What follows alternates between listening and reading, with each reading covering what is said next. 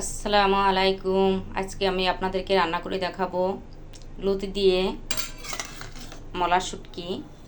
তার শুটকি মাছ এই রেসিপিটি তৈরি করা খুবই সহজ, খেতে ভীষণ মজার, অল্প সময়ের মধ্যে তৈরি করে নেওয়া যায়। তো চলুন দেখে নেই পুরো রেসিপিটি। তো এখানে আমি মলা শুটকিটা তাওয়ায় একটু ভেজে গরম পানি দিয়ে ভালো করে ধুয়ে নিব। গরম পানি দিয়ে ভিজে নিয়ে রেখেছি, এখন ভালো করে ধুয়ে নিব। শুটকি রান্না করার জন্য কড়াই দিয়েছি তেল আর দিব পেঁয়াজ। পেঁয়াজটা একটু ভেজে নিব।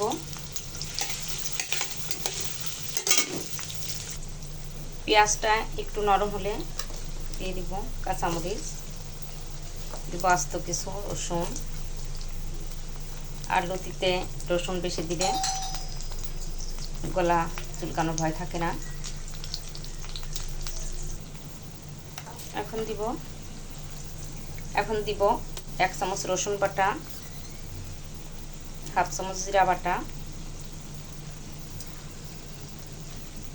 সামান্য আদা বাটা, হাফ চামচ হলুদের গুঁড়া,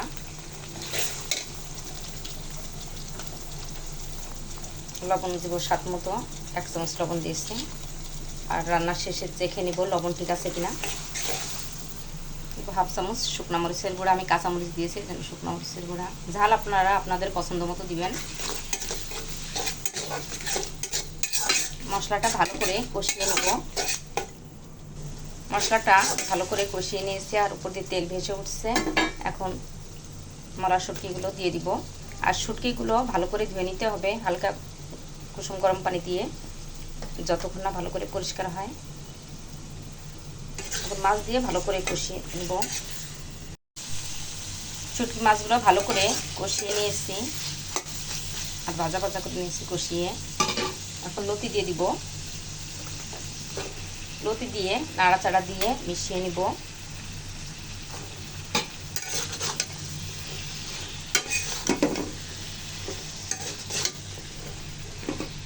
ভালো করে কষিয়ে নিব। ভালো করে মশলার সাথে লতিগুলো মিশিয়ে নিয়েছি। এখন দিয়ে দিব পানি। আর এখানে নিয়েছি গরম পানি। আর তুরন্ত গরম পানি দিলে হয় কি রান্নাটাও তাড়াতাড়ি হয় আর তরকারিটা খেতেও মজার হয়। তো সিদ্ধর জন্য পানি দিয়ে এখন ঢাকনা দিয়ে ঢেকে দিব। ঢাকনা দিয়ে ঢেকে রান্না করে নিব যতক্ষণ সিদ্ধ না হয়। ঢাকনাটা তুলে দেখাবো কেমন হয়েছে আমার লতি রান্নাটা। আর লতি রান্নাটা হয়ে গেছে, আর নিচে দিয়ে শুধু তেল, পানি নেই, শুকিয়ে গেছে। আর লতিটাও সিদ্ধ হয়ে গেছে, রান্না হয়ে গেছে। আমি মাঝে মধ্যে ঢাকনাটা তুলে নাড়াচাড়া দিয়েছি।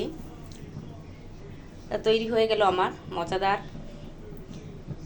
লতি রান্না।